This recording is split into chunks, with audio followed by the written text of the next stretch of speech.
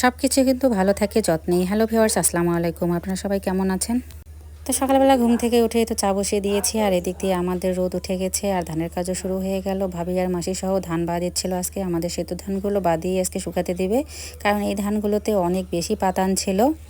আর এদিক দিয়ে সব কিছু কেটে বেছে রেডি করে নিয়ে তারপর হচ্ছে আমি আজকে চুলা জ্বালাবো।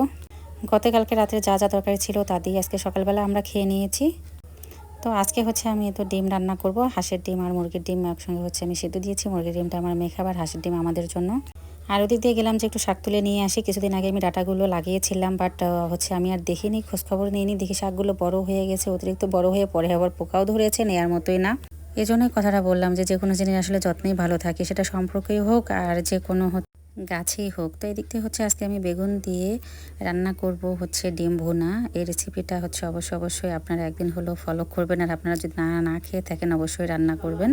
অনেক মজাদার হয় খেতে, মানে ভাতটা মেখে খেতে এত বেশি মজাদার লাগে, মোলায়েম লাগে আর কি তরকারিটা। আমরা তো শুধু এমনিতে ডিম ভুনা করি, সেটা হতে হয়তো বা একটু মশলা তেলটা কিন্তু বেশি খাওয়া হয়ে যায় ডিম ভুনাতে, বাট হচ্ছে এইভাবে রান্না করলে একটু মশলাটাও কিন্তু কম লাগে।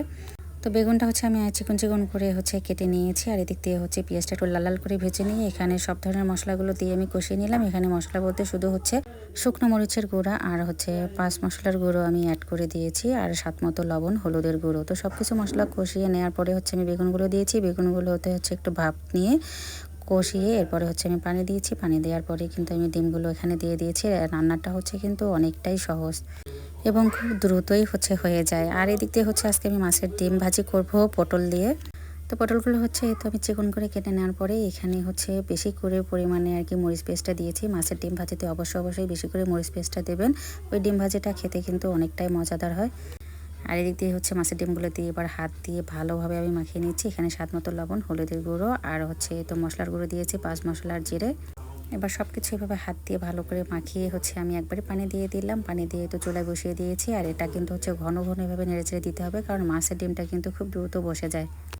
আজকে আমি কিন্তু এটা হচ্ছে ঢাকনা ছাড়াই রান্না করেছি, কারণ ঢাকনা দিলে কিন্তু ঘন ঘন হচ্ছে নেড়েচেড়ে দেওয়া যাবে না। এই জন্য আজকে ওখানে বসে থেকে এইভাবে একটু ঘন ঘন আমি নেড়েচেড়ে দিয়ে আর কি রান্নাটা করেছি।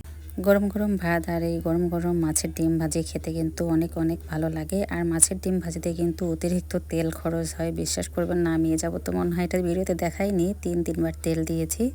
তেল না দিলে কিন্তু কেমন যেন একটা খসখসে ভাব চলে আসে।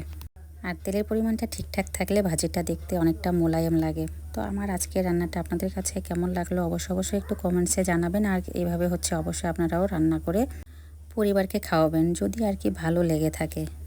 আর যারা আমার পুরাতন অডিয়েন্স আমার ভিডিওগুলো দেখেন, তাদেরকে অসংখ্য ধন্যবাদ। আর যারা হচ্ছে নতুন আমার এই ভিডিওগুলো হচ্ছে দেখবেন, তারা অবশ্যই ফলো দিয়ে পাশে থাকবেন।